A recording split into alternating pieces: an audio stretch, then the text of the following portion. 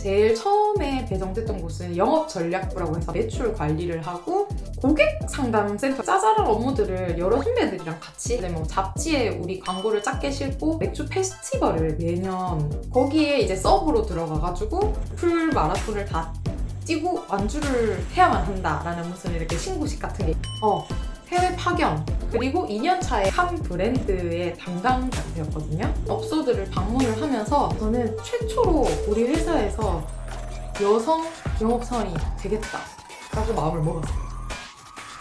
제가 이제 그 맥주 회사에서 어떤 일들을 했는지에 대해서 조금 얘기를 해볼까 하는데요.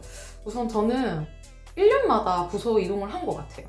제일 처음에 배정됐던 곳은 영업전략부라고 해서 마케팅 부서거든요. 이 부서 안에서도 상품을 이제 기획하고 브랜딩하고 하는 과가 있고, 또 하나는 매출을 관리하고 뭐 서류 관련하고 이런 거 관련해서 하는 부서가 또 있고, 그리고 또 하나는 이제 우리 회사가 오키나와에서는 크다가 보니까 뭐 이렇게 큰 이벤트들을 운영하기도 하고 주최도 하고, 그리고 여러 이벤트들의 협찬도 하고 이런단 말이에요. 그거 관련 부서가 또 이렇게 있어요. 근데 제가 제일 처음 들어갔던 거는 이제 매출 관리를 하고, 그리고 고객 상담 센터라고 해서 이 부서에 들어가는 신입사원, 그러니까 막내가 무조건 담당하는 일이에요. 근데 정말 깜짝 놀랐던 게 고객센터는 정말 어떻게 보면은 정말 제대로 된 사람이 그걸 담당해야 되잖아요. 왜냐면 고객들로부터 클레임을 받아서 그걸 해결해야 되는 거기 때문에 서툰 사람이, 아무것도 모르는 사람이 그걸 받아가지고 잘못했다가 정말 큰일이 나잖아요. 저는 큰일이 났어요. 그래서 일본어도 못하는데 저희는 센터가 따로 있는 게 아니라 각자 업무를 하면서 고객 상담 센터로 올리는 번호가 있으면 그걸 받아서 제가 그냥 대응을 하는 거란 말이에요. 근데 좋았던 거는 이걸 하면서 이제 일본어 경어라든지 일본어 실력이 되게 는 거예요. 1년 만에 너무 자유롭게 이제 원어민처럼 일본어를 말을 할 수 있게 되었어요. 이게 저에게 더 기회의 문을 활짝 열게 해준 것 같아요. 근데 정말 안 좋았던 건 그거죠. 이제 한국에서는 뭐라고 해야 되지? 한국에서도 당연히 정중하게 대답은 짧고 간결하게 하는 게 좋다고 생각해요. 예를 들면은 거래처랑 이제 전화를 할 때도 그 주문건 있잖아요 하면 이제 상대방이 아 네네 뭐 이런 식으로 얘기를 하잖아요. 원래는 네 이렇게 하면 더 깔끔해 보이긴 한데 이제 한국에서는 네네 네네 예네 이렇게 네네를 2번 쓰는 경우가 되게 많잖아요. 그래서 저도 그냥 아무 생각 없이 손님이 열받아 있는 상태인데 아니 내가 이 상품을 열었단 말이야 했는데 일본에서는 하이 이렇게 한 번만 딱 얘기를 해야 돼요. 하이 이래야 되는데 저도 모르게 하이 하이 이렇게 했단 말이에요. 근데 일본에서는 그게 정말 예의에 어긋나는, 그러니까 네네 네네 이래 받는 느낌인 거예요.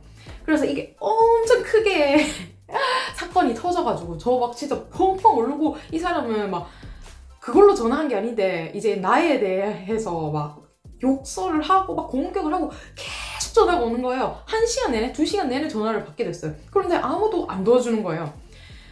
그러다가 이제 과장님이 그냥 직접 가서 사과를 하자 해가지고 같이 갔죠. 근데 웃긴 게 뭔지 아세요? 저 혼자 있는 거 딱 봤을 때는 되게 무례하게 딱 나오다가 옆에 남자 상사 딱 있으니까 그때부터 이렇게 오실 필요까지 없는데 이렇게 하면서 어쨌든 무사히 해결이 됐어요. 근데 이걸 통해서 배운 게 많죠.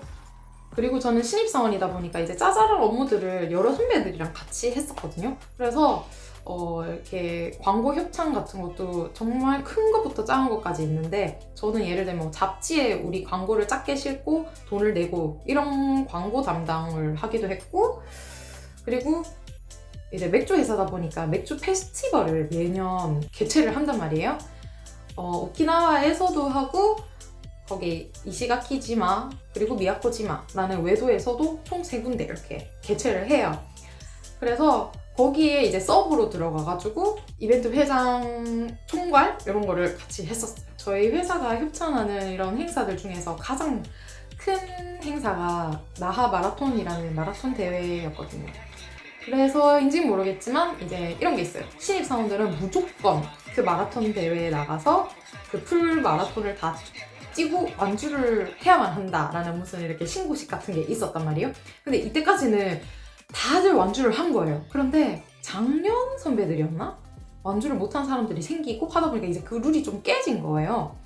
제 인생의 첫 마라톤이기도 하고 뭐 어떻게 연습해야 될지는 몰랐지만 그냥 뭐 뛸 수 있을 것 같았어요. 근데 했는데 반환점인 21km 에서 시간 초과돼가지고 이렇게 실패로 끝났거든요. 그래서 이제 반환점에서 실패를 하게 되면, 시간 초과를 하게 되면 버스를 타고 이제 이동을 하는데, 이때부터 저의 마라톤에 대한 열정이 엄청 커지는 거예요. 제가 승부욕, 막 경쟁심 이런 게 정말 강해가지고 나는 이렇게 멋지게 보여주려고 했는데 실패를 한 거예요. 아, 이거는 내년에 다시 도전이다. 보여주고 말겠다. 나는 완주할 수 있다. 이거를 이제 보여주기 위해서 일단은 뭐 매주 한 번은 꼭 10km를 뛰기 뭐 이런 거를 해가지고 이제 그 다음 해에 제가 완주를 했단 말이에요. 그런데 충분한 연습을 하지 않고 풀거리를 뛰었어서 그런지 자고 일어났는데 정말 저 다리 없어진 줄 알았어요. 다리가 안 움직이는 거예요. 마비가 됐어요. 너무 아프고 하나도 감각이 안 느껴지는데 억지로 움직이려면 정말 엄청난 고통이 이렇게 생기는 거예요. 그래가지고 이제 과장님한테 전화를 해가지고, 과장님, 제가요 진짜 정말 꼭 회사를 출근하고 싶은데 다리가 움직이질 않아요. 그래서 오늘 쉬어야 될 것 같아요 하니까 과장님께서 기가 차다는 듯이 가서, 아니 나는 네가 멋지게 그렇게 완주를 해가지고 오늘 출근하면 축하해 주려고 했는데, 아 그래 알았다 쉬어라 하고 저는 그날 쉬었습니다. 그리고 한 3주 동안을 좀비처럼 걸어 다녔어요.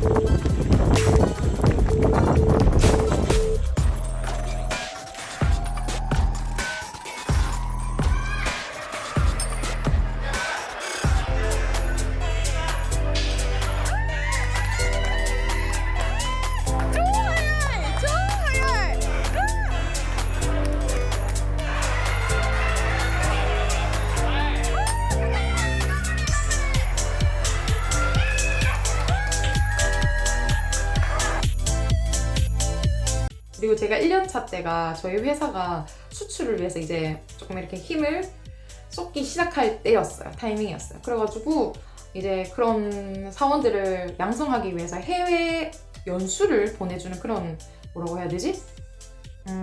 인턴십? 아닌데? 하여튼 그런 거를 해외 파견 이런 거를 이제 모집을 하더라고요. 제가 이제 입사하고 4개월 차였는데 저도 당연히 지원을 했죠. 해외를 얼마나 가고 싶은데. 근데 거기 조건이 원래는 입사 3년 이상인 사람들만 할 수 있는데 4개월 차인 제가 지원을 한 거예요. 그래가지고 아 그래 용기가 가상하다 하면서 일단 면접의 기회는 얻었거든요. 그런데 아직 이르다고 퇴짜 맞았어요. 그리고 2년 차에 제가 가게 된 부서는 이제 같은 부서인데 그 안에서 일이 바뀌게 됐어요. 이제는 제가 그 맥주 상품 이렇게 브랜드가 몇 가지 있는데 한 브랜드의 담당자가 되었거든요.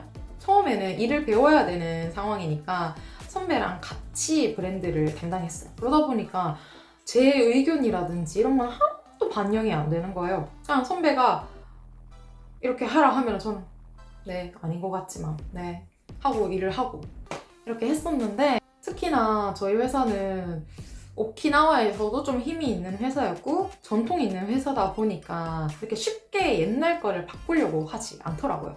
그래서 라떼는 라떼는이 되게 많았어요. 새로운 걸 시도하려 하지 않더라고요. 그러다가 이제 반년 후에 제 단독 브랜드를 맡게 되었거든요. 그런데 그 상품은 맥주긴 하고 도수가 있긴 한데 좀 낮으면서 당질 제로, 칼로리도 낮고 알코올 도수 적고, 그런 술을 왜 마시냐 할지는 모르겠지만 일단은 그걸 제가 담당을 하게 되었어요. 건강한 술이라는 그런 컨셉이었죠. 그리고 이제 상사의 비위라든지 이런 거를 조금씩 맞추면서 기존의 그런 보수적인 마인드들도 조금씩 이렇게 맞추는데 변경해가면서 이미지를 바꿔갔죠. 그리고 2년 동안 이제 제 고집을 겪어본 상사분들, 선배들이 이제 점점 저의 그 고집에 익숙해져 가는 거예요. 그렇게 해서 최종적으로는 제가 원하는 브랜드 이미지로 확 바꿨거든요. 그러고 나서 매출이 진짜 확 뛰었어요. 정말 대박을 친 거죠. 그때부터였던 것 같아요. 그 회사 분들이 저에 대한 신뢰를 가지게 됐던 게. 그러던 중에 제 동기 중에 여자애가 한 명 있었는데 걔랑 저 빼고는 나머지는 다 오키나와 사람이었어요. 저는 외국인이었고 걔는 이제 도쿄에서 온 사람이었어요. 그러다 보니 저는 크게 신경을 안 썼는데 그 동기 입장에서는 자기랑 저를 되게 비교를 많이 하는 거예요. 그리고 자기는 처음 입사했을 때 마케팅 부서에 가고 싶었는데 제가 갔고 자기가 하고 싶었던 것들을 제가 다 이루게 되는 거예요. 그래서 저 때문이라고는 얘기는 하는데 일단은 우울증을 겪게 됐어요. 그래서 회사도 잠깐 휴직하게 되었고요. 그러다가 이제 저도 크게 좋아하던 동기는 아니었어요. 왜냐면 제가 예를 들면 회사에 치마를 이렇게 딱 무릎까지 오는 치마를 입고 갔는데 너 치마가 너무 짧다. 회사에 누가 이런 걸 입고 오냐. 이런 식으로 얘기하는 애였거든요. 그런데 제가 그렇게 다녀도 회사 사람들이 아무 말 안 하는 거 보고는 자기는 무릎보다 위에 올라오는 스커트를 입고 출근을 하는 거예요. 그래서 얘 뭐지? 싶은 거예요. 그리고 제가 막 머리 염색을 잘못해가지고 너무 밝게 된 거예요. 그래가지고 막 그런 것도 되게 지적을 하고 이런 동기였어요. 그런데 여튼 저 때문에 막 우울증 걸렸다면서 회사를 되게 오래 쉬었는데 이제 그래도 동기니까 우리 동기끼리 모여가지고 좀 이렇게 병문안은 아닌데 뭐라고 해야 되노? 하여튼 이렇게 가보자 이렇게 된 거예요. 그런데 이렇게 연락이 왔다는 거예요. 수연이는 안 와줬으면 좋겠어. 기가 찬 거예요. 나도 가기 싫은데. 그런데 뭐 원래부터 싫어하던 애여서 별로 상처는 안 받았고 저도 동기들한테 다 얘기를 했죠. 얘가 이런 행동들, 이런 말들을 나한테 했었고 도대체 왜 나 때문에 우울증 걸렸는지 모르겠다. 뭐 하여튼 이렇게 하고 걔랑은 되게 그냥 사이가 안 좋은 채로 끝났고 걔도 되게 오래 걸렸던 것 같아요. 일단은 뭐 3달 후에 복직을 다시 한 것 같고 지는 뭐 지 나름대로의 그거를 찾아서 살아갔죠.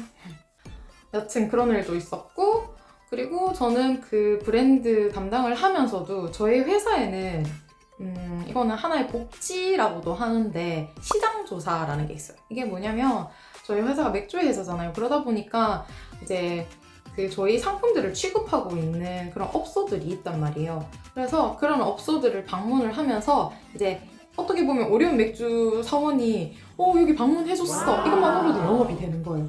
그리고 뭐 신상품이 나오면은 그거 안내 겸 가기도 하고 이렇게 하면은 한 업소당 최대 7만 원까지 영수증을 끊을 수 있거든요. 엄청나죠? 저는 처음에 이제 공짜로 술과 밥을 먹을 수 있고 그리고 막 이렇게 회 같은 것도 좋아하는데 내 돈으로 보면 4만 원, 5만 원인데 그거를 그냥 회사 돈으로 끊을 수 있으니까 마음껏 누리고 다녔단 말이에요. 그러다가 생긴 하나의 꿈이 있었어요.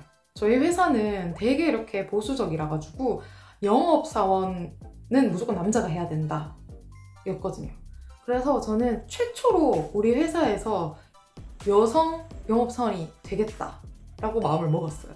그래서 하루에 적게는 뭐 한 2-3군데, 많게는 4, 5, 6, 7군데까지 이렇게 시장 조사를 다니면서 저를 되게 어필했고 그리고 영업도 적극적으로 해가지고 예를 들면 뭐 우리 상품이 없는데 가서 넣어달라 해서 넣어왔다든지 이렇게 저의 실적들을 쌓아가기 시작했어요. 그 부서가 아님에도 불구하고.